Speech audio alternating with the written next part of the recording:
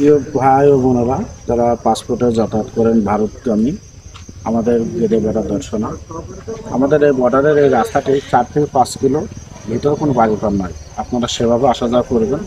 আর আমাদের কার্যক্রম শুরু হয় 7টা সকালে। 7টার পর থেকে আমাদের কার্যক্রমটা শুরু হয়। আপনারা সেভাবে আসবেন। অতিরিক্ত ভোরে আপনারা কেউ আসবেন না, আর সন্ধ্যার পরে কেউ আসবেন না। এই 4-5 কিলোমিটারের ভিতরে কোনো বাড়িঘর নাই। আর এটা আপনারা যারা যাতায়াত করেন তারা জানেন, এই রাস্তাটা খুবই ঝুঁকিপূর্ণ রাস্তা। আপনারা কেউ ভোরবেলা আসবেন না।